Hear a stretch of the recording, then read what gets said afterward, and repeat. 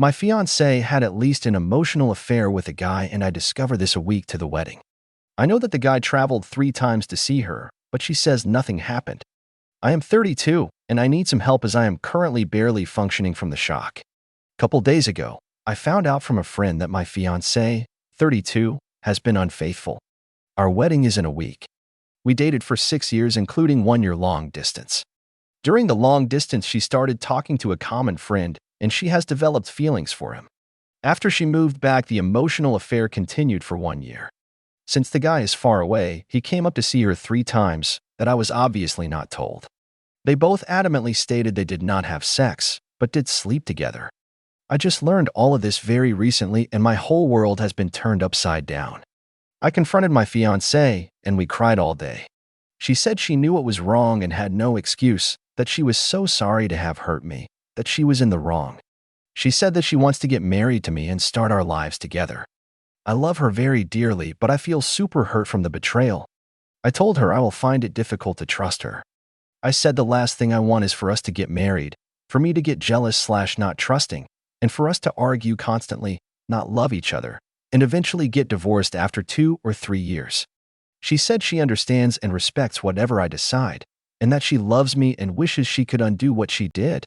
Our wedding is in a week. Right now, I am in such shock that I decided I would wait until things calmed down a bit before deciding further. I went from so looking forward to the rest of our lives together to not being sure if we can even remain a couple. Help me, please. Edit number 1. Currently, I was thinking of maybe canceling the wedding, maybe get into couples therapy for a few weeks and see if she can show me that she is willing to change and gain my trust again. Maybe this is just hopeful thinking? I feel so lost. Best comments. I think she's trickle-truthing you. She's feeding you bits and pieces of information, not the whole story. Trickle-truth hurts. She is 100% trickle-truthing him. I find it hard to believe that he traveled all that way 3 times and didn't have sex with her. How did you find out? Did you discover it? Or did they approach you with this information for you to make an informed decision about the marriage?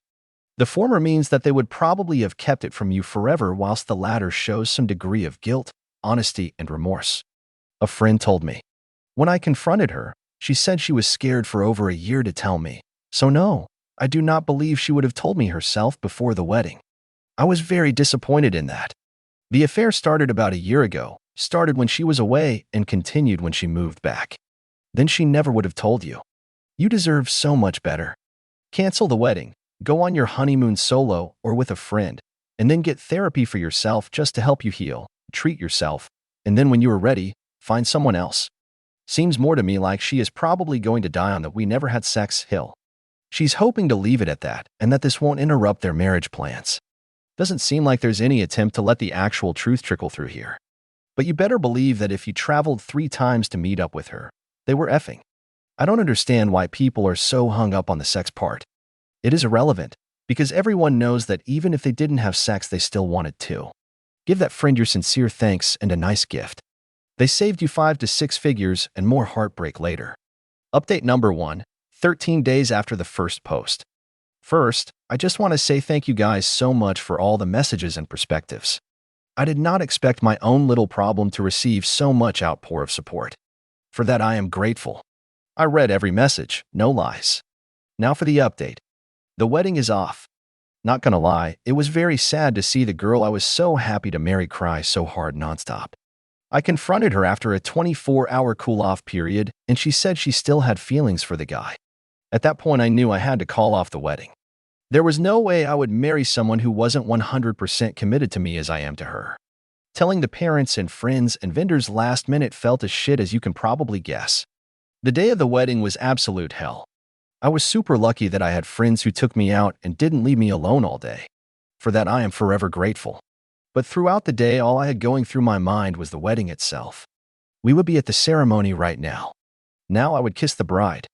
We would have our first dance right now, etc. The day after I called off the relationship, I could not be with someone who had feelings for someone else. This was, with no contest, the single worst day of my life. So many tears were shed. I felt like I was shot and killed, and that my dream of a happy future was executed right in front of me.